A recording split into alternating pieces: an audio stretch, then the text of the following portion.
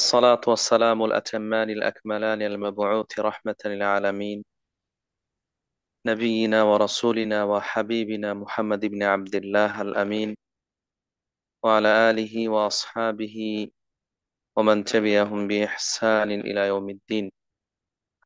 أما بعد، قال الله سبحانه وتعالى: ولله على الناس حج البيت من استطاع إليه سبيلا. আলহামদুলিল্লাহ,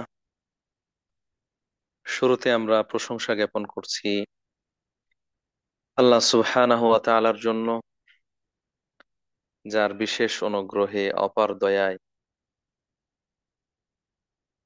এবছরও রমাদান মাস পর্যন্ত আমাদেরকে বাঁচিয়ে রেখেছেন, সুস্থ রেখেছেন, ঈমানের ওপর রেখেছেন এবং সুস্থ স্বাভাবিক জীবন দান করেছেন। পাশাপাশি আল্লাহ রাব্বুল আলামিনের বিধান পালনার্থে সন্তুষ্টি লাভের জন্য সিয়াম রাখার তৌফিক দিয়েছেন। বাংলাদেশের সময় অনুযায়ী এখন 4টা 39, সেই হিসেবে বাংলাদেশে সিয়াম পালনরত অবস্থায় আছেন এবং বিশ্বের আরো বিভিন্ন প্রান্তে অনেকে সিয়ামরত আছেন। কোথাও কোথাও হয়তো ইফতার হয়ে গিয়েছে। তো সর্বোপরি আল্লাহ রাব্বুল আলামিন আমাদেরকে সিয়াম পালনরত অবস্থায় রেখেছেন, যে আল্লাহ সুবহানাহু ওয়া তাআলা দয়া করে অনুগ্রহ করে আমাদেরকে নিজের পুঁজির সম্ভারকে সমৃদ্ধ করার জন্য সে সুযোগটুকু দিয়েছেন। তার প্রশংসা ও কৃতজ্ঞতা আলহামদুলিল্লাহ। আমরা আবারও প্রশংসা করছি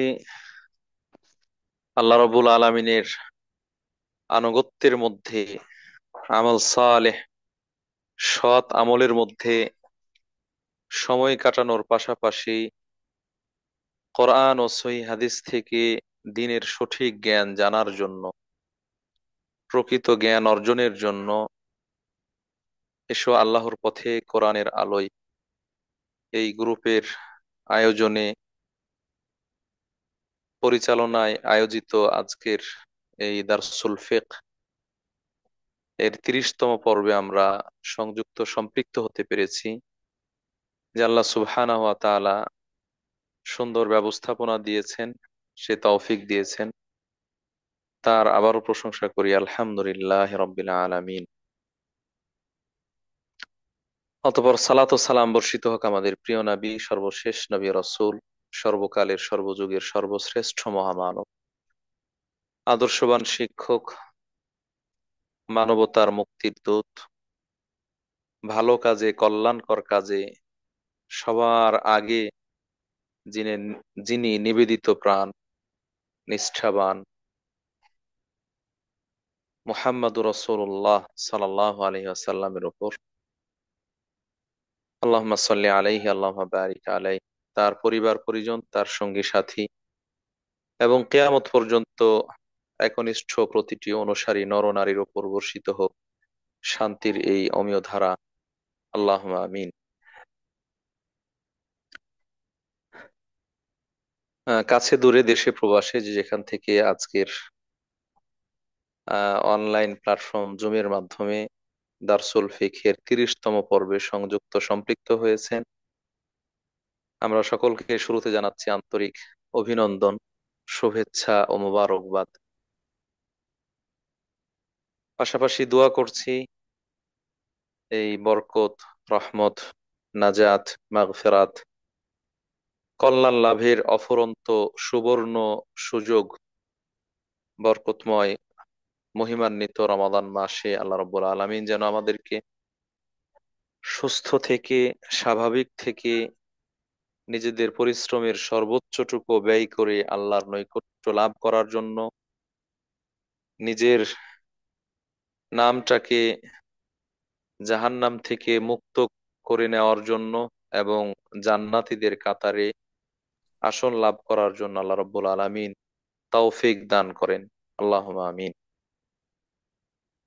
প্রিয় উপস্থিতি, বলার অপেক্ষা রাখে না, বছরের শ্রেষ্ঠ সময় একজন দিন দরদি, ধার্মিক, নিষ্ঠাবান, আল্লাহ এবং রাসূলের প্রতি আন্তরিক নিবেদিত প্রাণ, কোরআন ও হাদিসের প্রতি যাদের বুক ভরা ভালোবাসা, উদর্গ বাসনা জান্নাত লাভের, তারা এই রমাদানুল মুবারক বরকতময় মাস পেয়েছেন।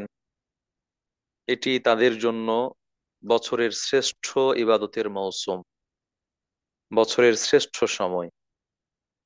রমাদান মাসের রাত, রমাদান মাসের দিন উভয়টাই খুবই গুরুত্বপূর্ণ, খুবই ফজিলতপূর্ণ এবং খুবই তাৎপর্যপূর্ণ বটে।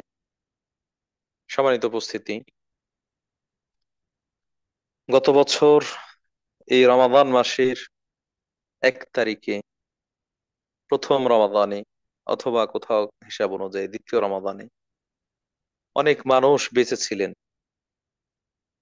যারা সিয়াম পালন করেছেন এবং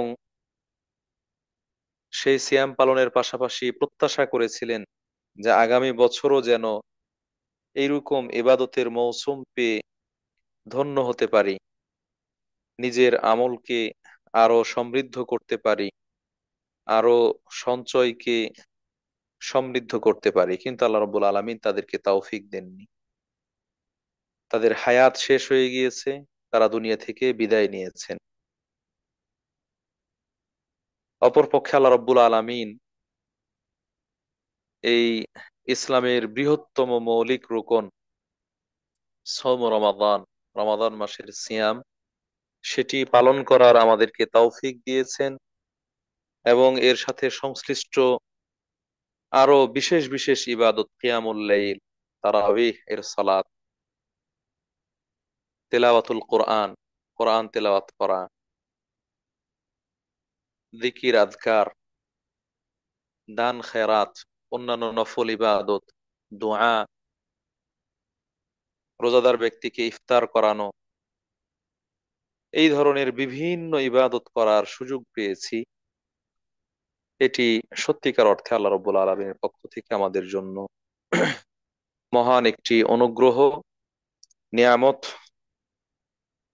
এই জন্য আল্লাহ রাব্বুল আলামিনের সেই নিয়ামতের শুকরিয়া আদায় করা দরকার, আমাদেরকে কৃতজ্ঞতা আদায় করা দরকার। এই শুকরিয়া মুখ দিয়ে যেমন আলহামদুলিল্লাহ এই প্রশংসনীয় বাক্যটি বলার মাধ্যমে হয়, অনুরূপভাবে আরো অন্যান্য ইবাদত বন্দিগি করার মাধ্যমেও আদায় হয়ে থাকে। যদি নিয়ামতের শুকরিয়া আদায় করা হয় তাহলে আল্লাহ রাব্বুল আলামিন সেই নিয়ামতকে আরো বৃদ্ধি করে দেন, বাড়িয়ে দেন, সহজলভ্য করে দেন, সেখান থেকে উপকৃত হওয়াটাকে সহজ সাধ্য করে দেন, আরো এটাকে সমৃদ্ধ করে দেন। প্রিয় উপস্থিতি, সেই হিসেবে আমরা এই বরকতময় সময়গুলো যেন ইবাদত বন্দিগির মধ্য দিয়েই পার করতে পারি। আমরা বারবার বরকতময়ের কথা বলছি।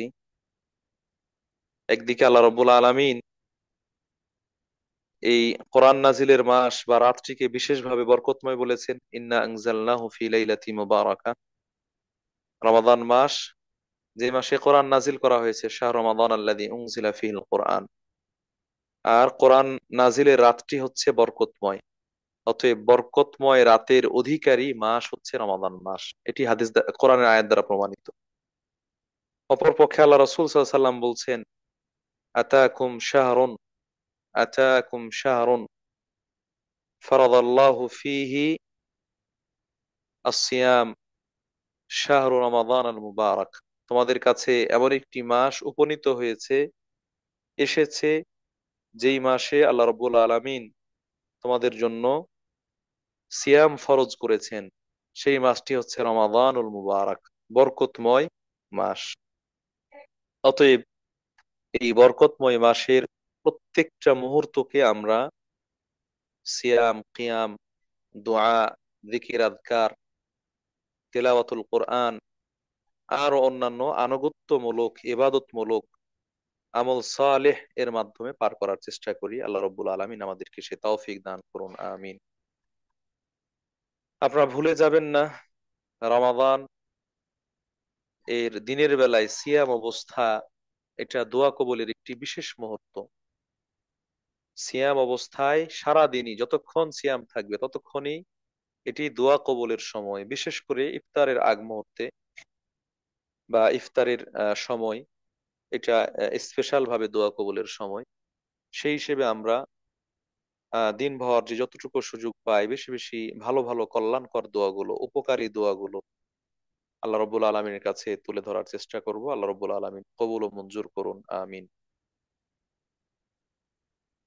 আমরা আহ গত বেশ কয়েকটি পর্বে ধারাবাহিকভাবে রমাদান মাসে করণীয় সিয়াম এবং সিয়ামের বিভিন্ন প্রকারভেদ, তার বিধান, ফজিলত, আহ অন্যান্য উল্লেখযোগ্য বিষয়গুলো আলোচনা করে এসেছি। পাশাপাশি আমরা দেখেছি আমার সাথে যিনি দ্বিতীয় অংশে থাকতেন অথবা আগে পরে সিয়ামের প্রস্তুতি, রমাদান মাসকে কিভাবে আমরা কাজে লাগিয়ে অতিবাহিত করতে পারি ইত্যাদি সেই বিষয়গুলো নিয়ে দীর্ঘদিন থেকে আলোচনা হয়ে আসছে। অতএব এই রমাদান মাসের সিয়ামের গুরুত্ব, রমাদান মাসের সময়ের গুরুত্ব, ইবাদত বন্দেগীর গুরুত্ব নতুন করে আমাদেরকে বলার অপেক্ষা রাখে না। তারপর আমরা ভূমিকায় কিছু কথা বললাম।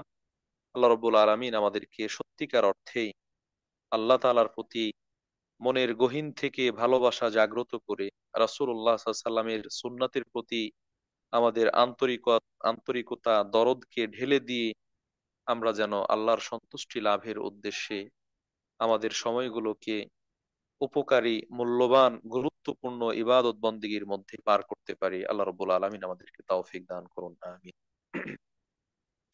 সম্মানিত উপস্থিতি, আমরা আজকে দারসুল ফিকহের ৩০তম পর্বে নতুন একটি বিষয় নিয়ে আলোচনা করব বলে ইচ্ছা পোষণ করেছি এবং ঘোষণা দিয়েছি। সেটি হচ্ছে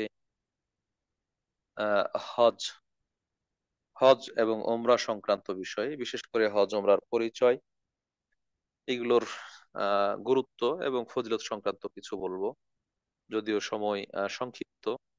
সেই হিসেবে আমরা যে কিতাবের আলোকে দারসুল ফিক উপস্থাপন করছি, কিতাবুল ফিক আল মুয়াসসার, সহজ কোরআন ও সহিহ হাদিসের আলোকে সহজ ফিক, সেই কিতাবের ধারাবাহিকতায় কিতাবুল হজ সম্পর্কে আলোচনা করব ইনশাআল্লাহ। হজ এবং ওমরা এটি ইসলামের বৃহত্তম মৌলিক রুকনগুলোর অন্তর্ভুক্ত এবং এই হজ্জের মাধ্যমে ইসলামী শরীয়তে মুসলিমদের জন্য সর্ববৃহৎ সমাবেশ সংগঠিত হয়ে থাকে, সমাবেশ আয়োজিত হয়ে থাকে, অনুষ্ঠান হয়ে থাকে, যে ব্যাপারে স্বয়ং আল্লাহ রাব্বুল আলামিন পবিত্র কোরআনের মধ্যে ঘোষণা করেছেন। রাসূলুল্লাহ সাল্লাল্লাহু আলাইহি ওয়াসাল্লামকে নির্দেশ দিয়ে আল্লাহ রাব্বুল আলামিন বলছেন, ওয়াআযযিন ফিন নাসি বিল হজ্জ ইয়াতুকা রিজালান ওয়া আলা কুল্লি যামিরিন ইয়াতিনা মিন কুল্লি ফাজ্জিন আমিক। হে নবী, আপনি মানুষের মাঝে হজ্জের ঘোষণা দিন। হে নবী, আপনি মানুষের মধ্যে হজ্জের ঘোষণা দিন। ওয়াআযযিন ফিন নাসি বিল হজ্জ ইয়াতুকা রিজালান ওয়া আলা কুল্লি যামিরিন, তারা এই ঘোষণা শুনে আগমন করবে পদাচারী হয়ে, পায়ে হেঁটে এবং বাহনে চড়ে। ইয়াতিনা মিন কুল্লি ফাজ্জিন আমিক, তারা আসবে পৃথিবীর বিভিন্ন প্রান্ত থেকে, বিভিন্ন আনাচে কানাচে থেকে। আল্লাহ রাব্বুল আলামিনের এই ঘোষণায় সাড়া দিয়ে হাজী সাহেবান যারা হজ ব্রত পালন করার জন্য পবিত্র মক্কা নগরীতে আগমন করেন, লাব্বাইক আল্লাহুম্মা লাব্বাইক, লাব্বাইক লা শারীকা লাকা লাব্বাইক, ইন্নাল হামদা ওয়ান নি'মাতা লাকা, ওয়াল মুলক লা শারীকা লাক, এই তালবিয়া তথা কালিমাতুত তাওহীদ প্রতিধ্বনিত করতে করতে বিশ্বের বিভিন্ন প্রান্ত থেকে দিন দরদি মুসলিম ভাই ও বোনেরা আগমন করে। সম্মানিত উপস্থিতি, অতএব ইসলামের এই বৃহত্তম মৌলিক রোকনটি যথাযথভাবে আদায় করা, কিভাবে সম্পন্ন করলে এটি আল্লাহর কাছে মাকবুল হিসেবে পরিগণিত হবে, রাসূলুল্লাহ সাল্লাল্লাহু আলাইহি সাল্লামের দিক নির্দেশনা অনুযায়ী আদায় হবে, সেই বিষয়গুলো জেনে নেওয়া প্রত্যেক সচেতন মুসলিম ভাই ও বোনের অপরিহার্য কর্তব্য। আপনারা বরাবরই শুনে থাকেন, তলাবুল ইলমি ফারিদাতুন আলা কুল্লি মুসলিম, মুসলিম ব্যক্তির জন্য এলেম অর্জন করা ফরজ। মুসলিম ব্যক্তির জন্য এলেম অর্জন করা ফরজ। তবে এই ফরজ কতটুকু? যতটুকু না জানতে পারলে সেই ফরজটি যথাযথভাবে আদায় হয় না। যতটুকু না জানলে এই ফরজটুকু যথাযথভাবে আদায় হয় না, এতটুকু জানা প্রত্যেকটা মুসলিম নরনারীর ওপর ফরজ। সম্মানিত উপস্থিতি, সে জায়গা থেকে হজ এটি ইসলামের পঞ্চম বৃহত্তম মৌলিক রোকন, এটি ফরজ, একটি ইবাদত। অতএব এই ফরজ হজ সম্পর্কে জানা, আপনার ওপর কি হজ ফরজ না ফরজ নয়, ফরজ হলে কিভাবে আদায় করতে হবে, কখন আদায় করতে হবে, কতবার আদায় করতে হবে, ইত্যাদি ইত্যাদি বিধানগুলো জানা, এটা এটাও ফরজ। এই জানাটাও হচ্ছে ফরজ। সম্মানিত উপস্থিতি, সেই জায়গা থেকে আমরা কোরআন এবং সহিহ হাদিসের আলোকে এই হজ সংক্রান্ত বিষয়গুলো সম্পর্কে ধারাবাহিকভাবে পর্যায়ক্রমে আলোচনা করার চেষ্টা করব। আল্লাহ রব্বুল আলামিন আমাদেরকে উপকৃত জ্ঞান, এলেম দান করুন এবং সত্যিকার অর্থে সেই এলেম জেনে বুঝে সে অনুযায়ী আমল করার তৌফিক দান করুন, আমিন। আমরা জানি হজ নির্দিষ্ট কিছু কাজ সম্পন্ন করা, এটা নিজের ঘরে বাড়িতে বসে থেকে হয় না, বরং মক্কা নগরীতে বাইতুল্লাহ, কাবা এবং তার আশপাশের কিছু স্থান কেন্দ্রিক অবস্থান, কথাবার্তা এবং কার্যক্রম সম্পন্ন করার মাধ্যমে আদায় করতে হয়। এটি হচ্ছে হজ। তো সেটাকে সংজ্ঞায়িত করা হয়েছে কিতাবের মধ্যে। হজ এর শাব্দিক অর্থ হচ্ছে আল কাসদু, ইচ্ছা করা। হজ আমরা যদিও বাংলায় বলছি, কিন্তু এটি আরবি শব্দ যার অর্থ হচ্ছে ইচ্ছা করা, অভিপ্রায় প্রকাশ করা, কোনো কিছুর চাহিদা দেখানো ইত্যাদি। আর ইসলামী শরীয়তের পরিভাষায় হজ হচ্ছে আত-তাআব্বুদু লিল্লাহ বিআদাইল মানাসিকি ফি মাকানিন মাখসুসিন ফি ওয়াক্তিন মাখসুসিন আলা মা জাআ ফি সুন্নতি রাসূলিল্লাহ সাল্লাল্লাহু আলাইহি ওয়াসাল্লাম। আল্লাহ রাব্বুল আলামিনের ইবাদতের নিমিত্তে, ইবাদতের ইচ্ছায় রাসূলুল্লাহ সাল্লাল্লাহু আলাইহি সাল্লামের দেখানো পদ্ধতি অনুযায়ী তথা হাদিস অনুযায়ী নির্দিষ্ট স্থানে নির্দিষ্ট সময়ে বিশেষ কিছু কাজ সম্পন্ন করার নামই হচ্ছে হজ বা হজ ব্রত। সম্মানিত উপস্থিতি, এখানে বেশ কয়েকটা বিষয়। একটা হচ্ছে আল্লাহর ইবাদতের উদ্দেশ্য হতে হবে এবং বিধানটি রাসূল সাল্লাল্লাহু আলাইহি সাল্লামের দেখানো পদ্ধতি অনুযায়ী হতে হবে, এবং এই বিধানটি পালন করার ক্ষেত্রে নির্দিষ্ট সময়ের দরকার এবং নির্দিষ্ট স্থানেরও দরকার। পৃথিবীর যে কোনো জায়গায় গিয়ে আপনি করবেন এটি সম্ভব নয়, এটি হবে না। যখন খুশি তখন করবেন সেটিও সম্ভব নয়।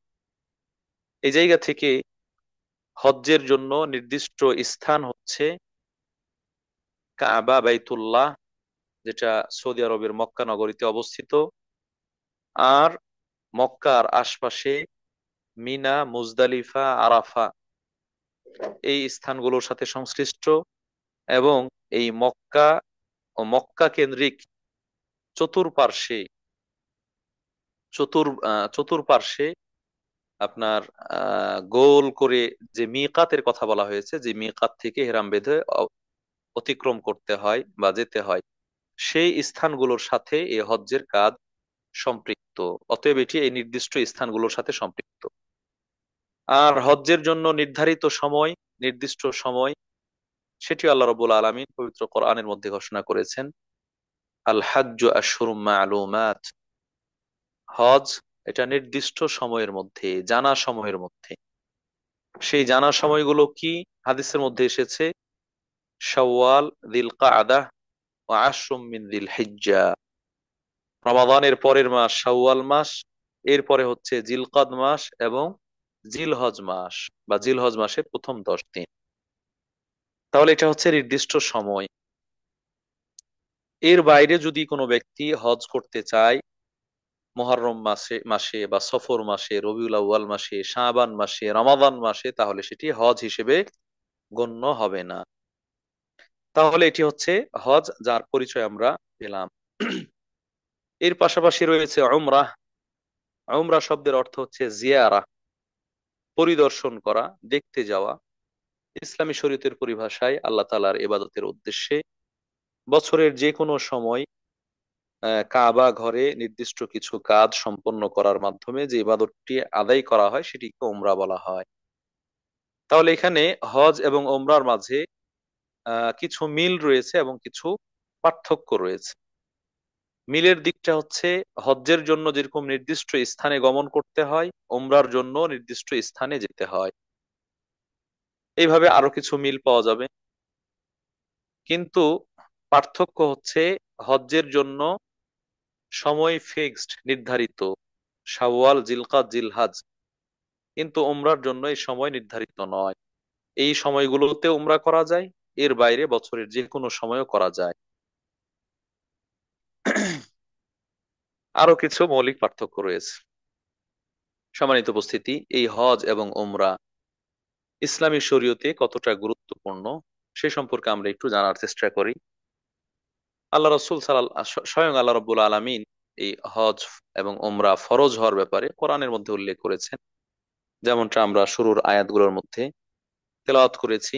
আল্লাহ রাব্বুল আলামিন বলছেন সূরা আল বাকারার মধ্যে, ওয়ালিল্লাহি আলান নাসি হিজ্জুল বাইতি মান ইসতাতা ইলাইহি সাবিলা। ওয়ালিল্লাহি আলান নাস, আল্লাহর জন্য মানুষের ওপর আবশ্যক হচ্ছে হিজ্জুল বাইত, আল্লাহর ঘরের উদ্দেশ্য করা, আল্লাহর ঘরের হজ করা। মান ইসতাতা ইলাইহি সাবিলা, যে ব্যক্তি সেই পর্যন্ত পৌঁছতে সক্ষম, যে ব্যক্তি সে পর্যন্ত পৌঁছতে সক্ষম। ওয়ালিল্লাহি আলান নাসি হিজ্জুল বাইতি মান ইসতাতা ইলাইহি সাবিলা, আল্লাহর জন্য,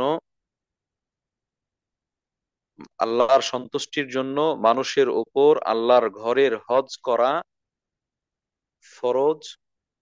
মান ইসতাতা ইলাইহি সাবিলা, যারা সে পর্যন্ত পৌঁছতে সক্ষম, যারা সে পর্যন্ত পৌঁছতে সক্ষম বা সেটা আদায় করতে সক্ষমতা রাখে। এখানে লিল্লাহি আলান নাস, আল্লাহর জন্য মানুষের উপর, এই যে মানুষের উপর ফরজ, আমরা যেমন বলছি রোজার ক্ষেত্রে, সিয়ামের ক্ষেত্রে কুতিবা আলাইকুমুস সিয়াম, তোমাদের উপর সিয়ামকে ফরজ করা হয়েছে, অনুরূপ ভাবে আহ লিল্লাহি আলান নাস, আল্লাহর জন্য মানুষের উপর ফরজ।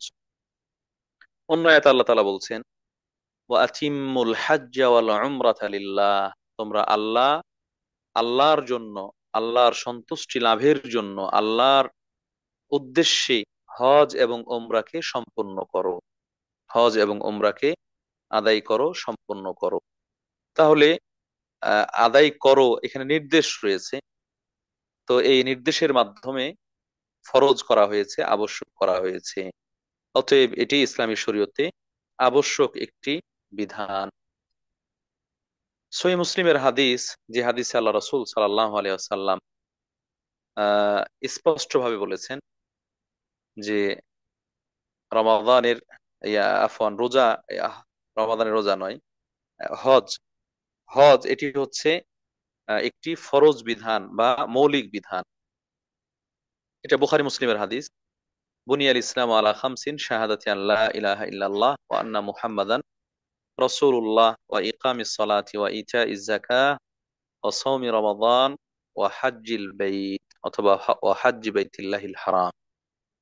ইসলামের মৌলিক ভিত্তি পাঁচটি জিনিসের ওপর। এর মাঝে একটি হচ্ছে আহ আল্লাহর ঘরের হজ করা। এর মধ্যে একটি হচ্ছে আল্লাহর ঘরের হজ করা। অতএব আল্লাহর ঘরের হজ করা এটাকে ইসলামের রুকন হিসেবে আখ্যায়িত করা হয়েছে। এটি রুকন। এর বাইরে আল্লাহ রসুল সাল্লাল্লাহু আলাইহি ওয়াসাল্লাম সহিহ হাদিসের মধ্যে সহিহ হাদিসের মধ্যে এই হজ আদায় করা ফরজ, ফরজ শব্দ উল্লেখ পূর্বক নির্দেশনা প্রদান করেছেন। যেমনটা আবু হুরায়রা রাদিয়াল্লাহু তাআলা আনহু থেকে বর্ণিত হাদিস, সহিহ মুসলিমে এসেছে, বুখারীতে এসেছে। খাতাবানা রাসূলুল্লাহ সাল্লাল্লাহু আলাইহি ওয়াসাল্লাম, একদিন আল্লাহ রসুল আমাদের মাঝে বক্তৃতা দিচ্ছিলেন, বক্তব্য দিচ্ছিলেন। সেই বক্তব্য দেওয়ার সময় বললেন, আইয়ুহান নাস ক্বাদ ফারাদাল্লাহু আলাইকুমুল হাজ্জা ফাহুজ্জু। হে মানুষেরা, আল্লাহ রাব্বুল আলামিন তোমাদের উপর হজকে ফরজ করেছেন। হজকে ফরজ করেছেন, আমরা যেভাবে বলছি যে সিয়ামকে ফরজ করেছেন, সালাতকে ফরজ করেছেন, জাকাতকে ফরজ করেছেন, রমাদানের রোজাকে ফরজ করেছেন, ঠিক ফরজ শব্দ উল্লেখ পূর্বক আল্লাহ রাসূল সাল্লাল্লাহু আলাইহি ওয়াসাল্লাম বলছেন আল্লাহ তাআলা তোমাদের জন্য হজকে ফরজ করেছেন। অতএব হজ এটি একটি ফরজ বিধান, এটি ইসলামের বৃহত্তম মৌলিক রুকনও। সম্মানিত উপস্থিতি,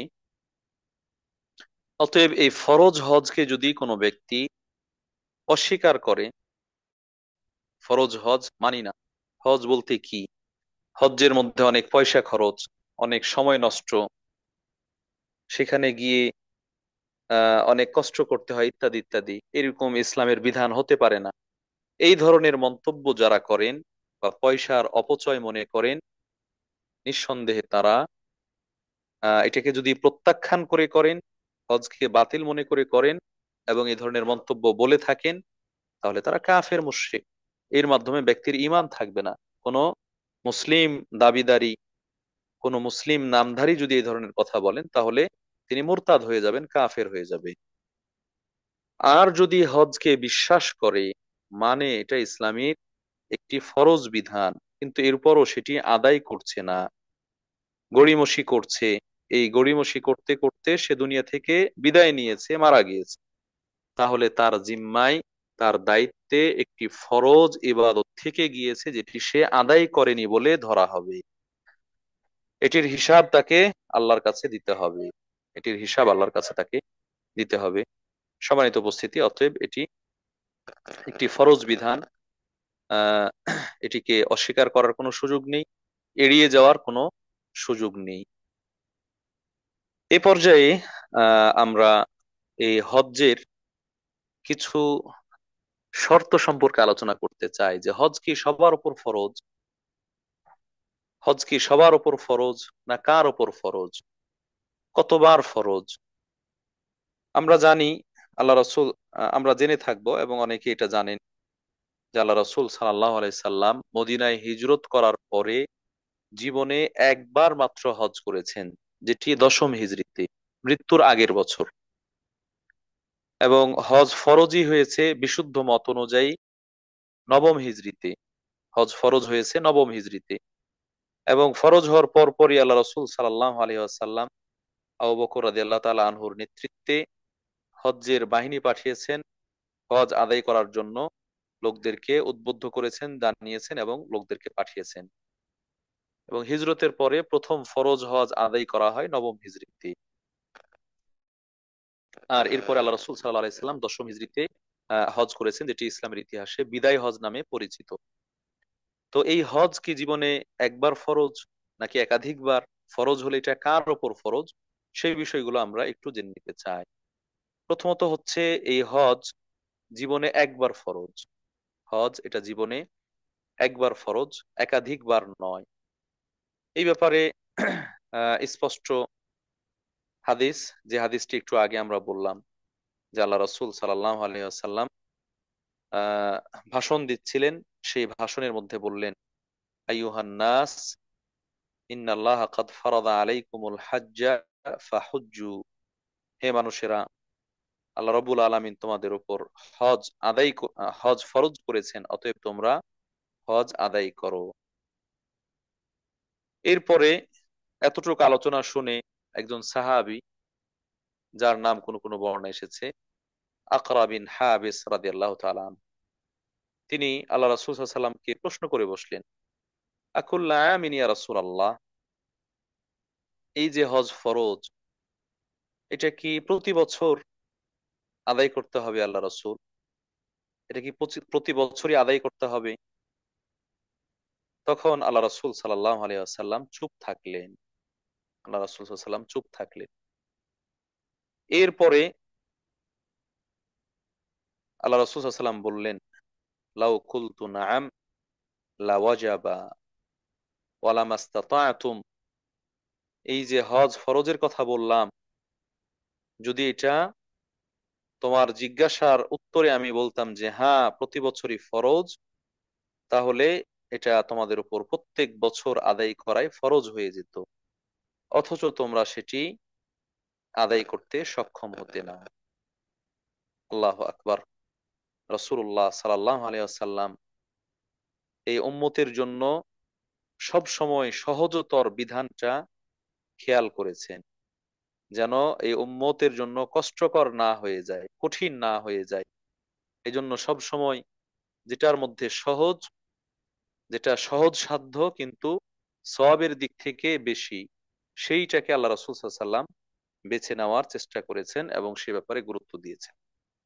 সাহাবীর জিজ্ঞাসা ছিল প্রতি বছর কিনা, যদি আল্লাহ রাসূল বলতেন যে হ্যাঁ, তাহলে এটা কঠিন হয়ে যেত।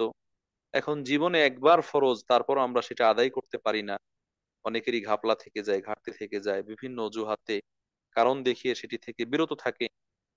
অথচ যখন এটা প্রতি বছরের জন্য ফরজ করা হতো, তখন এটা হয়তো আরো বেশিরভাগ মানুষই আদায় করতে সক্ষম হতো না। তো এই সাহাবী তিনবার প্রশ্ন করেছেন, তিনবারই আল্লাহ রাসূল চুপ থেকেছেন, যেন উম্মতের উপর কঠিন না হয়ে যায়। এজন্য এই প্রশ্নের পরপরই আল্লাহ রাসূল সাল্লাল্লাহু আলাইহি ওয়াসাল্লাম সাহাবীদেরকে বললেন, যারুনি মা তারাকতুকুম ফাইন্নামা হালাকা মান কানা ক্বাবলাকুম বিকাসরাতি সুআলিহিম ওয়া ইখতিলাফিহিম আলা আমবিয়াইহিম, তোমরা বেশি বেশি অনর্থক প্রশ্ন করা থেকে বিরত থাকো। আমি যতটুকু বলি সেখান থেকে যেটা বুঝো সে অনুযায়ী আমল করো, বেশি বেশি প্রশ্ন করা থেকে বিরত থাকো। কেননা এ অধিক প্রশ্ন, অধিক জিজ্ঞাসা, এটা পূর্ববর্তী নবীদের জাতিকে ধ্বংস করার জন্য একটি উল্লেখযোগ্য কারণ হিসেবে ছিল, বিবেচিত হতো। অতএব আল্লাহ রাসূল সাল্লাল্লাহু আলাইহি ওয়াসাল্লাম যা আদেশ করেছেন সেগুলো সাধ্য অনুযায়ী পালন করা, যা নিষেধ করেছেন সেখান থেকে বেঁচে থাকা, এর মধ্যে মুসলিমের কল্যাণ রয়েছে। তাহলে আমরা এখানে পেলাম যে রমাদান, হজ এটা জীবনে একবার আদায় করা ফরজ, এটা জীবনে একবার আদায় করা ফরজ। এরপরে আসি, এটা কার জন্য ফরজ, কার উপরে ফরজ? সকল মুসলিমের উপর ফরজ, ফরজে আইন নাকি ফরজে কিফায়া? এ ব্যাপারে কোরআনের আয়াত থেকে যে দলিল পেয়েছি আমরা, ওয়ালিল্লাহি আলান নাসি হিজ্জুল বাইতি মান ইসতাতা ইলাইহি সাবিলা, আল্লাহর জন্য মানুষের উপর হজ করা ফরজ, যে সেই পর্যন্ত সক্ষমতা রাখে, যে সে পর্যন্ত সক্ষমতা রাখে। তো এখানে এই ইস্তেতা আস-সাবিল, সক্ষমতা রাখা হজ ফরজ হওয়ার জন্য, সেটা কি? এগুলোই হচ্ছে শর্ত বা কন্ডিশন। প্রথমত হচ্ছে ব্যক্তিকে মুসলিম হতে হবে, অমুসলিম ব্যক্তির ওপর ফরজ নয়। এটা অপরিহার্য কন্ডিশন, অন্যান্য জায়গায় যেভাবে হয়ে থাকে এক্ষেত্রেও ব্যক্তিকে মুসলিম হতে হবে, মুসলিম ছাড়া অমুসলিমের ওপর হজ ফরজ নয়। যেভাবে অন্যান্য বিধান ফরজ নয়, এরকম হজও ফরজ নয়। দ্বিতীয়ত ব্যক্তিকে আকিল হতে হবে, জ্ঞান সম্পন্ন হতে হবে। কেননা ব্যক্তি যদি আকিল না হয়, পাগল হয়, মাতাল হয়, অথবা সেন্সলেস হয়, অজ্ঞান থাকে, তাহলে তার উপর ইসলামী শরীয়তের বিধান প্রযোজ্য নয়। যেমনটা হাদিসে এসেছে রুফিয়াল কালাম আন থালাস, সেখানের মধ্যে তিন শ্রেণীর কথা বলা হয়েছে। তৃতীয়ত ব্যক্তিকে প্রাপ্তবয়স্ক হতে হবে, ব্যক্তিকে প্রাপ্তবয়স্ক হতে হবে। অপ্রাপ্তবয়স্ক ব্যক্তির ওপর হজ ফরজ নয়, অপ্রাপ্তবয়স্কর ওপর ফরজ নয়। তবে যদি অপ্রাপ্তবয়স্ক অবস্থায় সে হজ করে, এর সওয়াব তার পিতামাতা পাবেন, বা যিনি করাচ্ছেন তিনি পাবেন, ওই সন্তানও পাবে এবং তার পিতামাতাও পাবেন, এবং তার হজ হবে, এই হজ আদায় হবে, অনর্থক হবে না, সেটা আদায় হবে, এবং তার সব পিতামাতা পাবেন। কিন্তু প্রাপ্তবয়স্ক হওয়ার পরে যে ফরজ, সে ফরজ আগে আদায় করেছে সেটা যথেষ্ট হবে না, এটা হাজ্জাতুল ইসলাম বা ফরজ হজ হিসেবে গণ্য হবে না, বরং প্রাপ্তবয়স্ক হওয়ার পরে তাকে হজ আদায় করতে হবে। এ ব্যাপারে একটি হাদিস রয়েছে, একজন মহিলা সাহাবী তার বাচ্চাকে উঁচিয়ে ধরে উঠিয়ে আল্লাহ রাসূলকে দেখাচ্ছেন আর বলছেন যে, আল্লাহ রাসূল, আহ এর এর এর হজ কি হবে? এ যদি হজ করে তাহলে কি হবে? আল্লাহ রাসূল বলেন যে, হ্যাঁ হবে, এবং তুমি তার প্রতিদান পাবে। আল্লাহ রাসূল বলেন যে, হ্যাঁ, এই বাচ্চা হজ করলে হজ হবে এবং তুমি তার প্রতিদান পাবে। তাহলে এখানে তার হজ হওয়া এবং প্রতিদান পাওয়ার বিষয়টি রাসূল সাল্লাল্লাহু আলাইহি ওয়াসাল্লামের হাদিস দ্বারা প্রমাণিত। এরপরে চতুর্থ শর্ত হচ্ছে ব্যক্তির সামর্থ্য থাকতে হবে। ব্যক্তির সামর্থ্য থাকতে হবে, সামর্থ্য না থাকলে হজ হবে না। এই সামর্থ্য এটা হলো দুই প্রকার, সক্ষমতা এটা হচ্ছে দুই প্রকার, দুই ধরনের। একটা হচ্ছে আর্থিক সামর্থ্য, আর একটা হচ্ছে শারীরিক সামর্থ্য, দৈহিক সামর্থ্য। দৈহিক বা শারীরিক সামর্থ্য হচ্ছে ব্যক্তি সুস্থ থাকা, যেই সুস্থতার মধ্যে সে হজ্জের জন্য যে আনুষ্ঠানিকতা রয়েছে, কাজগুলো রয়েছে, সেগুলো নিজে সম্পাদন করতে পারে অথবা অন্যের সাহায্যে সম্পাদন করতে পারে। যেমন একজন ব্যক্তি, তিনি নিজে নিজেই চলতে পারেন, ফিরতে পারেন, সফর করতে পারবেন, সমস্যা নেই, সেইখানে পৌঁছতে পারবেন, সমস্যা নেই, অবস্থান করা, হাঁটাহাঁটি করা, পাথর নিক্ষেপ করা ইত্যাদি, সেগুলো নিজে নিজে করতে পারবেন। অথবা নিজে নিজে পারবেন না, অন্যের সহযোগিতার দরকার, অন্যের সহযোগিতার দরকার, এবং তাকে সহযোগিতা করার মতো মানুষ রয়েছে, অন্য কোনো হাজি অথবা সহযোগী ইত্যাদি। এরকম যদি তার শারীরিক সামর্থ্য থাকে, তাহলে এটা হচ্ছে শারীরিক সামর্থ্য, এটা হলো শারীরিক সামর্থ্য। আর আর্থিক সামর্থ্য হচ্ছে ব্যক্তি হজ করতে যাওয়ার জন্য তার ভিসা, টিকিট, বাহন এর খরচ, পথিমধ্যে আহ খাবার দাবারের খরচ, রাস্তা খরচ যেগুলো বলি, সেখানে গিয়ে থাকবেন, অবস্থান করবেন, খাবেন দাবেন ইত্যাদি, সেগুলোর খরচ, আবার সেখান থেকে ফিরে আসবেন, সেই ফিরে আসার যে খরচ ইত্যাদি, এই সব মিলিয়ে তার কাছে সেই অর্থ সম্পদ রয়েছে। তিনি সফরে যাবেন এবং সফর থেকে ফিরে আসবেন, সফর শুরু করার থেকে ফিরে আসা পর্যন্ত যতগুলো খরচের খাত রয়েছে, সেই সকল প্রকার খরচের খাত পূর্ণ করার মতো তার কাছে অর্থের সঙ্গতি রয়েছে, অর্থ রয়েছে। এবং তার যাদের ভরণ পোষণ ব্যয় করা আবশ্যক, যাদের ভরণ পোষণ ব্যয়ভার করা আবশ্যক, যেমন স্ত্রী, তার খরচ, নাবালেগ সন্তান সন্ততি তাদের খরচ, অথবা এরকম কারো দায়িত্ব নিয়েছে যাদের ব্যবহার করা তার জন্য আবশ্যক, এই যাদের ব্যবহার করা, খরচ প্রদান করা আবশ্যক, তিনি যে সময়টাতে এখানে থাকবেন না, সফরে যাবেন আসবেন, এই সময়ের মধ্যে এদের যা প্রয়োজন, সেই প্রয়োজন পরিমাণও তার অর্থ থাকতে হবে। এরকম পরিমাণ যদি অর্থ থেকে থাকে, তাহলে তার উপর হজ ফরজ হবে। এ পয়েন্টে আমরা আর একটু উদাহরণ দিয়ে বলতে চাই। মনে করুন একজন ব্যক্তি হজ্জের নিয়ত করেছেন, এখন তিনি বাংলাদেশ থেকে মক্কায় হজ করতে যাবেন। যাওয়ার জন্য তার পাসপোর্ট লাগবে, ভিসা প্রসেসিং করতে হবে, বিমানের টিকিট লাগবে, আরো বিভিন্ন জায়গায় বিভিন্ন ফি রয়েছে, সেগুলো প্রদান করতে হবে, মেডিকেল চেক আপ রয়েছে, সেগুলো করতে হবে, এবং সেখানে গিয়ে তিনি থাকবেন, খাবেন, যাতায়াত, বাহনের খরচ ইত্যাদি, আবার ফিরে আসবেন।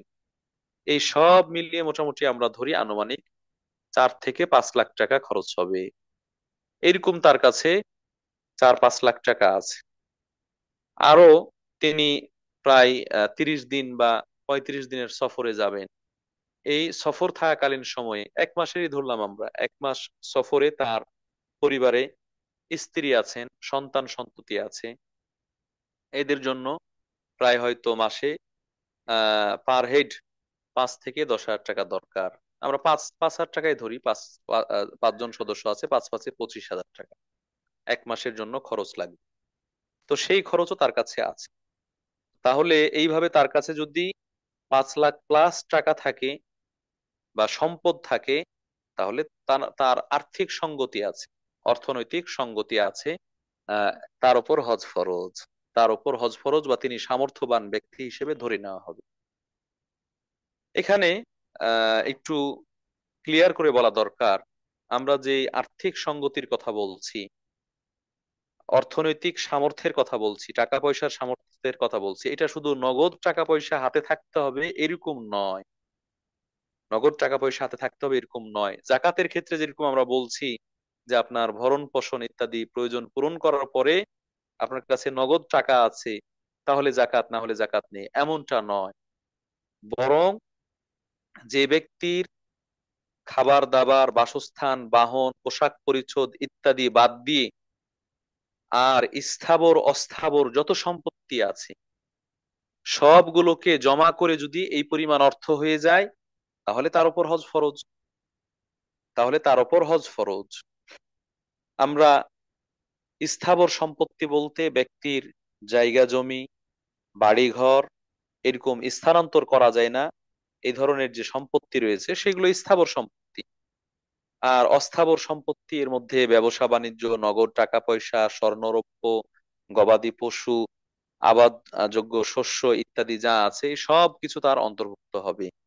তাহলে যে কোনো ভাবে হোক না কেন, যদি তার কাছে আহ এই যাতায়াত খরচ এবং তার অধীনস্থ পরিবারের ভরণ পোষণ ব্যবহার করার পরে ব্যবহার করার মতো অর্থ সম্পত্তি থাকে, এটা নগদ টাকা পয়সা হোক অথবা জায়গা জমি হোক, যেভাবে হোক না কেন, তাহলে তার উপর হজ ফরজ হবে এবং তিনি আর্থিকভাবে সামর্থ্যবান, এটা ধরে নেওয়া হবে। খুব পরিতাপের বিষয়, আজকে দেখা যাবে যে অনেক মানুষ, তার থাকার জায়গা আছে, বাড়ি আছে যেখানে তিনি থাকেন, তার চলার গাড়ি আছে যাতে তিনি চলেন, সাইকেল, মোটর সাইকেল অথবা তার সঙ্গতি অনুযায়ী প্রাইভেট কার ইত্যাদি। পাশাপাশি তার ভরণ পোষণের জন্য, সেই সময়ে ভরণ পোষণের জন্য যা দরকার খাবার দাবার সেগুলো আছে। এর বাইরেও কারো 5 বিঘা, কারো 10 বিঘা, কারো 15, 20, 100 বিঘা, কারো ঢাকা শহরে 1 শতাংশ, 2 শতাংশ, 5 শতাংশ জায়গা জমি আছে অতিরিক্ত, অথবা কেউ বিল্ডিং বানিয়ে ভাড়া দিয়ে রেখেছেন যেটা হয়তো কয়েক কোটি টাকা দাম। তারপরও তিনি বলেন যে আমার কাছে হজ করার সামর্থ্য নেই, আমার কাছে হজ করার সঙ্গতি নেই, আমার উপর হজ ফরজ হয়নি, আমার টাকা পয়সা নেই, ইত্যাদি ইত্যাদি বিভিন্ন ধরনের কথা বলে থাকেন। সম্মানিত উপস্থিতি, অথচ একটু আগে আমরা একটা পরিসংখ্যান উপস্থাপন করলাম যে বাংলাদেশের প্রেক্ষাপটে একজন মানুষ যদি তার কাছে 5 থেকে 7 লাখ টাকা থেকে থাকে, তাহলে সেই টাকার মাধ্যমে তিনি হজ করে ফিরে আসতে পারবেন এবং তার অধীনস্থ পরিবার পরিজনের ব্যয়ভারও বহন করতে পারবেন। তাহলে এই জায়গা থেকে আজকে যিনি 5 বিঘা জমির মালিক, তার উপরও কিন্তু হজ ফরজ, তার উপরেও হজ ফরজ। এখন এই ফরজ আপনি মানেন আর না মানেন, আপনি স্বীকার করেন আর না করেন, এটা আপনার উপর ফরজ, হজ করার সামর্থ্য আপনার উপর আছে। আপনি হজ করছেন না সেটা আপনি উপেক্ষা করছেন, এড়িয়ে যাচ্ছেন, কিন্তু আপনার উপর হজ ফরজ হয়ে গিয়েছে। তাহলে মোটামুটি আমরা বললাম যে মান ইসতাতা ইলাইহি সাবিলা, এই সক্ষমতা, এর দ্বারা উদ্দেশ্য হচ্ছে শারীরিক সক্ষমতা, তিনি হজের কাজগুলো সম্পন্ন করতে পারবেন এরকম সক্ষমতা রয়েছে। পাশাপাশি তার কাছে আর্থিক সঙ্গতি রয়েছে, যে টাকা পয়সা দিয়ে তিনি সেখান থেকে ঘুরে আসতে পারবেন এবং তার পরিবার পরিজনের ওই সময়ের ব্যয়ভার বহন করতে পারবেন, তাহলে তিনি সক্ষম।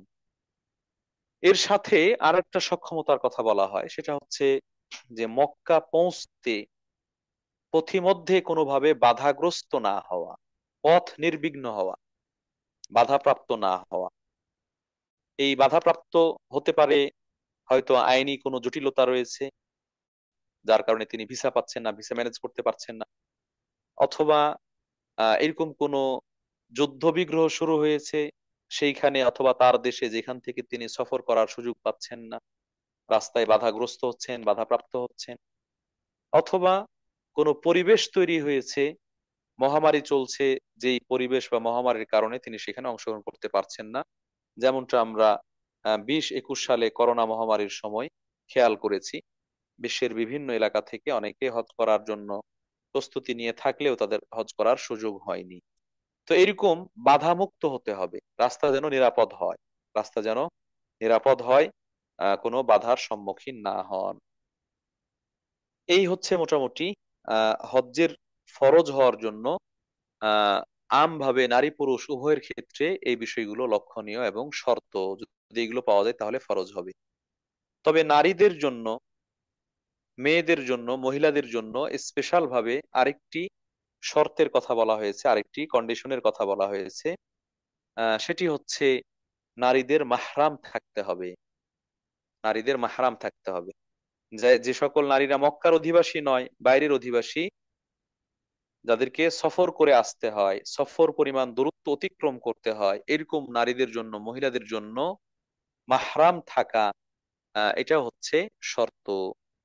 মাহরাম কে কারা এটা আপনারা ইতিমধ্যেই একাধিকবার জেনেছেন, বুঝেছেন। যাদের মাহরাম অথবা স্বামী, আফওয়ান, এখানে মাহরাম অথবা স্বামী, স্বামী তো স্বামী যার সাথে বিয়ে জায়েজ, তো স্বামী অথবা মাহরাম থাকা। মাহরাম হচ্ছে যাদের সাথে স্থায়ীভাবে বৈবাহিক বন্ধনে আবদ্ধ হওয়া হারাম, যাদের সাথে বৈবাহিক বন্ধনে আবদ্ধ হওয়া হারাম স্থায়ীভাবে। যেমন নারীর ভাই, নারীর বাবা, নারীর ছেলে, নারীর ভাইয়ের ছেলে, নারীর বোনের ছেলে, তারপরে হচ্ছে নারীর নাতিপুতি, তারপরে হচ্ছে নারীর স্বামী। নারীর স্বামী তো মাহরাম নয়, বরং তার সাথে বিয়ে বৈধ। এরা হচ্ছে নারীর জন্য মাহরাম। ঠিক একইভাবে দুধ ভাই, এই দিকের যে সম্পর্কগুলো রয়েছে সেইগুলো তারা স্থায়ীভাবে হারাম। নারীর শ্বশুরও হতে পারে, কোনো মহিলার শ্বশুর, সেটা হচ্ছে মাহরামের অন্তর্ভুক্ত, কারণ শ্বশুরের সাথেও স্থায়ীভাবে বিবাহ বন্ধনে আবদ্ধ হওয়া হারাম। তো এই ধরনের যদি মাহরাম থেকে থাকে তাহলে তার উপর ফরজ হবে। এখানে মাহরামের পাশাপাশি আরেকটা শর্ত এসে যায় অটোমেটিক, সেটা হচ্ছে এই মাহরামকে হজ্জে নিয়ে যাওয়া এবং নিয়ে আসার ভরণ পোষণও থাকতে হবে, সেই পরিমাণ সামর্থ্য থাকতে হবে, তার আর্থিক সঙ্গতি আছে, নিজে যাবে আসবে সেরকম খরচের পয়সা আছে, কিন্তু তার সাথে যে মাহরাম যাবে সেই মাহরামের জন্য খরচ করার সমান ইয়ে নেই, আর্থিক সঙ্গতি নেই, তাহলে কিন্তু তার উপর ফরজ হবে না। এখন যদি হয় যে তার স্বামী যাচ্ছে হজে, স্ত্রীকেও নিয়ে গেল, স্ত্রী টাকা পয়সা আছে সেই হিসেবে, তাহলে সেটা হয়ে গেল। অথবা নারীর ছেলে যাবে, তার টাকা পয়সা আছে, সাথে মাকে নিয়ে গেল, তাহলে এই ক্ষেত্রে ঠিক আছে, সমস্যা নাই। কিন্তু নারীর মাহরাম আছে, মাহরামের উপর হজ ফরজ নাই, অথবা হজ ফরজ কিন্তু যাওয়ার আর্থিক সঙ্গতি নেই, অথবা আর্থিক সঙ্গতি আছে কিন্তু নিজ খরচে যাবে না, এই বিষয়গুলোতে, এই অবস্থাগুলোতে নারীর নিজের আর্থিক সঙ্গতি থাকতে হবে, পাশাপাশি মাহরামকে নিয়ে যাওয়ার, মাহরামের নিয়ে যাওয়া নিয়ে আসার যে খরচ, তার সাথে সঙ্গ দিবে, থাকবে ইত্যাদি, সেইগুলোর জন্য যে খরচ, সেই ভরণ পোষণের খরচও কিন্তু নারীর থাকতে হবে। তাহলে নারীর জন্য হজ ফরজ হবে। তাহলে নারীর জন্য হজ ফরজ হবে, না হলে নারীর হজ ফরজই হয়নি। এখন যদি কারো আর্থিক সঙ্গতি নেই, আরেকজন তাকে সহযোগিতা করে, টাকা পয়সা দেয় এবং হজ করায়, তিনি হজ করেন, তাহলে তার হজ হয়ে যাবে ইনশাআল্লাহ। তার হজ হয়ে যাবে, তাতে কোনো আপত্তি নেই, তার ফরজ হজ হয়ে যাবে। অন্য কেউ তাকে ফরজ হজ আদায় করার জন্য সহজ সাহায্য করেছেন, সহযোগিতা করেছেন, তাতে ফরজ হজ হয়ে যাবে, তাতে সমস্যা নেই। সম্মানিত উপস্থিতি, নারীদের ক্ষেত্রে হজ বিশুদ্ধ হওয়ার জন্য মাহরামের শর্ত এটা নয়, বরং নারীদের জন্য সফর বিশুদ্ধ হওয়ার জন্য শর্ত হচ্ছে তার সাথে স্বামী বা মাহরাম থাকতে হবে। স্বামী বা মাহরাম না থাকলে একদিন এক রাতের, মিনিমাম একদিন এক রাতের দূরত্ব অতিক্রম করতে আল্লাহ রাসূল সাল্লাল্লাহু আলাইহি সাল্লাম নিষেধ করেছেন, এটাকে হারাম বলেছেন। এবং 3 দিন 3 রাতের কথা একাধিক বর্ণনা এসেছে, যে যেই নারী আল্লাহ এবং পরকাল দিবসে ভয় রাখে বা বিশ্বাস রাখে, যে আল্লাহতে বিশ্বাস করে এবং পরকাল দিবসে বিশ্বাস করে, এই নারীর জন্য হালাল নয়, বৈধ নয়, জায়েজ নয় সে মাহরাম ছাড়া বা স্বামী ছাড়া সফর করবে। অতএব নারী সফর বৈধ হওয়ার জন্য এটা শর্ত। আর যেহেতু সফর পরিমাণ দূরত্বের বাইরে যারা অবস্থান করছে তাদেরকে সফর করে হজ্জের কাজগুলো করতে হবে, সেই হিসেবে নারীর জন্য এটা শর্ত। নারীর জন্য এটা শর্ত, তার মাহরাম থাকতে হবে। এখানে খুবই কমন একটি প্রশ্ন থাকে যে অনেক সময় নারী তার বোনের সাথে যাচ্ছেন, যেই বোনের সাথে তার বোন জামাই আছে, অর্থাৎ তার বোন জামাইয়ের সাথে যাচ্ছেন। বোনের সাথে যাওয়া মানে বোন জামাইয়ের সাথে যাওয়া, কারণ ওই নারীর জন্য তো সফর বৈধ নয় তার বোন জামাই ছাড়া। অথবা আহ এইভাবে আর কি সরাসরি কোনো মাহরাম নয়, অথবা একদল মহিলা যাচ্ছে, একদল মহিলা যাচ্ছে যাদের কারো সাথে হয়তো আপনার মাহরাম রয়েছে, কারো সাথে নেই, ওইরকম মহিলাদের সাথে যাচ্ছেন। এটাকে আরবিতে বলা হয় রুফকা মা'মুনা। রুফকা মা'মুনা, নিরাপদ সঙ্গী, নিরাপদ সাথী। তো এরকম যদি নিরাপদ সঙ্গী বা সাথীর সাথে যায়, তাহলে কি তার হজ হবে কিনা? তাহলে তার হজ হবে কিনা? সম্মানিত উপস্থিতি, এক্ষেত্রে আমরা বলবো যে না, এক্ষেত্রেও তার সফর করা ঠিক হবে না।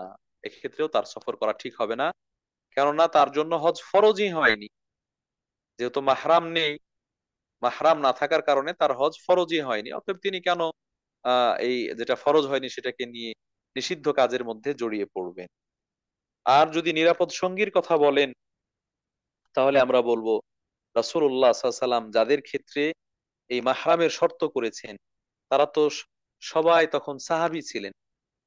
তারা সবাই সাহাবী ছিলেন, এবং রাসূল সাল্লাল্লাহু আলাইহি সাল্লামের যুগে সাহাবীরা সবাই বিশ্বস্ত ছিলেন। সাহাবীরা সবাই বিশ্বস্ত ছিলেন, সাহাবীদেরকে সব থেকে নিরাপদ ভাবা হয়। as-সাহাবাতু কুল্লুহুম উদুল, সাহাবীরা সবাই ন্যায়পরায়ণ, ইনসাফ প্রতিষ্ঠাকারী। তো তাদের জন্য আল্লাহ রাসূল সাল্লাল্লাহু আলাইহি ওয়াসাল্লাম সেই সময় মাহরামের কথা বলেছেন। তো রাসূল সাল্লাল্লাহু আলাইহি ওয়াসাল্লামের যুগের থেকে এখনকার যুগের মানুষরা কি অধিক নিরাপদ? যা কোশ্চিন কালেও নয়, কোশ্চিন কালেও নয়। সেই সময় যেমন দুর্ঘটনা ঘটার সম্ভাবনা থেকেছে, এখনো সেই ধরনের নিষিদ্ধ কাজগুলোতে জড়িয়ে পড়ার সম্ভাবনা রয়েছে। অতএব এটি একটি চিরাচরিত বিধান এবং স্থায়ী বিধান, মাহরাম ছাড়া সফর করা নারীর জন্য বৈধ নয়। মাহরাম ছাড়া সফর করা নারীর জন্য বৈধ নয়, মাহরাম আবশ্যক। আর হজ যেহেতু সফর করেই করতে হবে, অতএব হজ্জে মাহরাম বা স্বামী নারীর জন্য আবশ্যক।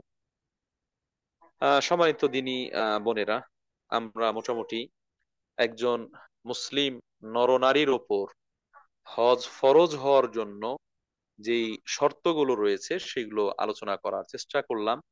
যদি এরকম শর্তগুলো কারো ক্ষেত্রে একই সাথে পাওয়া যায়, সে মুসলিম, সে প্রাপ্তবয়স্ক, সে জ্ঞান সম্পন্ন, এবং সে শারীরিক সক্ষমতা রাখে, আর্থিক সক্ষমতা রাখে, নারীদের ক্ষেত্রে মাহরামের ব্যবস্থা রয়েছে, তাহলে তার উপর হজ ফরজ, তাকে হজ আদায় করতেই হবে।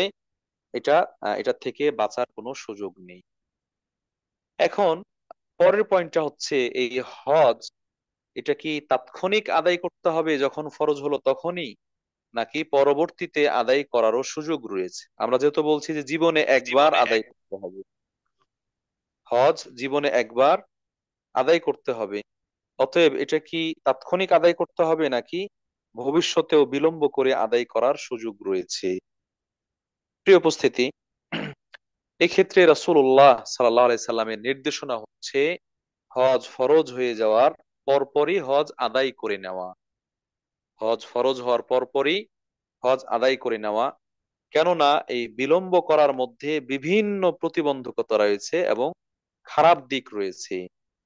যদিও বিলম্ব করার সুযোগ রয়েছে, যদিও বিলম্ব করার সুযোগ রয়েছে, কিন্তু উত্তম হচ্ছে যখন ফরজ হয়েছে, শারীরিক আর্থিক সঙ্গতি রয়েছে, তখনই সেটিকে আদায় করে নেওয়া। এজন্য আল্লাহ রাসূল সাল্লাল্লাহু আলাইহি ওয়াসাল্লাম হাদিসের মধ্যে বলছেন, যে ব্যক্তি তাআজ্জালু ইলাল হজ, আল্লাহ রাসূল সাল্লাল্লাহু আলাইহি ওয়াসাল্লাম বলছেন তাআজ্জালু ইলাল হজ। কোন বর্ণনা এসেছে মান আরাদ আল হাজ্জা ফালিয়াতাআজ্জাল, যে ব্যক্তি হজ করতে চায় সে যেন তাড়াতাড়ি করে, তড়িঘড়ি করে, বিলম্ব না করে। যে হজ করতে চায়, যার তো সঙ্গতি আছে সেই তো হজ করতে চায়, যার সঙ্গতি নেই তার তো চাওয়া এটা অমূলক চাওয়া হবে, এটা বাস্তবসম্মত হবে না। তো যার সামর্থ্য রয়েছে এবং হজ করতে চায়, ফালিয়াতে আজ্জাল, সে যেন তাড়াতাড়ি হজ করে। এটি আবু দাউদের বর্ণনা।